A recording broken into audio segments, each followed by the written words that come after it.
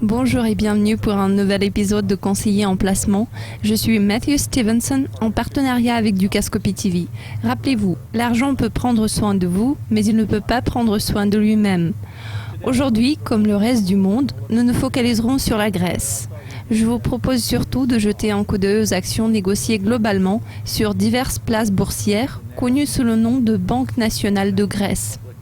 Ça sonne comme une banque publique, voire une banque centrale, mais en réalité, il s'agit d'une banque commerciale à la différence des banques dans tous les autres pays. Jusqu'en 2007-2008, la banque était surperformante. Regardons le graphique. Les actions libellées en dollars se négocient à 700 $ par action en offrant des rendements fantastiques aux détenteurs d'actions. La banque comptait 30 000 employés et ses succursales étaient présentes non seulement en Grèce, mais aussi à travers les Balkans, en offrant la diversification et l'assurance à ses clients. Voici une belle histoire de réussite. Le seul hic, c'est que si nous regardons plus bas, nous voyons que maintenant les actions se négocient à 1 $, 1,13 $ par action.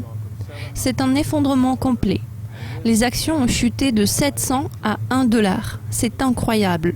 Cette chute a tué les rêves et a détruit les fortunes de plusieurs clients, investisseurs, salariés et gestionnaires. Ce n'est pas bien du tout. Peut-on réaliser des gains pendant la crise actuelle ?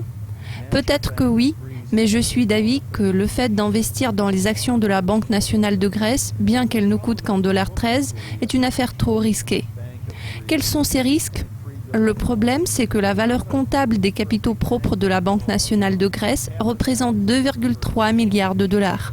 Ce n'est pas un montant important pour une grande banque. La plus grande partie de cet argent est accordée à l'émission d'actions privilégiées par le gouvernement grec pour la Banque nationale de Grèce. En ce qui concerne le portefeuille de crédit, ils effectuent le financement de deux manières. Ils ont du financement grâce à la bonne volonté de l'Union européenne, qui à son tour devient de plus en plus réfractaire à la nécessité d'attribuer des fonds à la Grèce, qui devient de plus en plus ingrate. Le second point est que la qualité de leurs actifs et du portefeuille de crédit de la Banque nationale de Grèce continue à souffrir de la crise qui persiste dans le pays. Ainsi, le portefeuille de crédit de la Banque nationale de Grèce est toujours sous pression et en résultat, il est sous-évalué et donc il ne rapporte pas d'argent. Si vous me dites « bon, je veux faire un peu d'argent », je vous dirais de regarder attentivement les actions de la banque à 1 $, 1,13 $ et de vous poser une simple question. Suis-je prêt à attendre patiemment que ces actions grimpent vers 10, 12, 20 $ par action ? Ce serait assez réaliste si la crise devait finir un jour.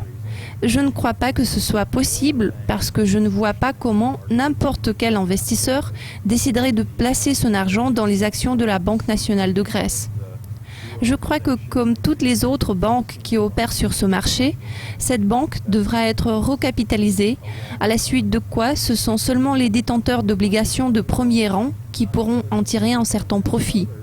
À mon avis, même eux devront attendre trop longtemps que ça se réalise.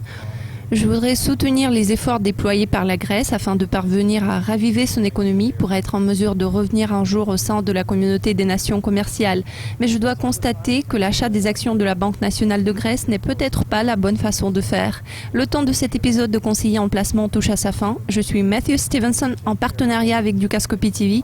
Rappelez-vous, l'argent peut prendre soin de vous, mais il ne peut pas prendre soin de lui-même.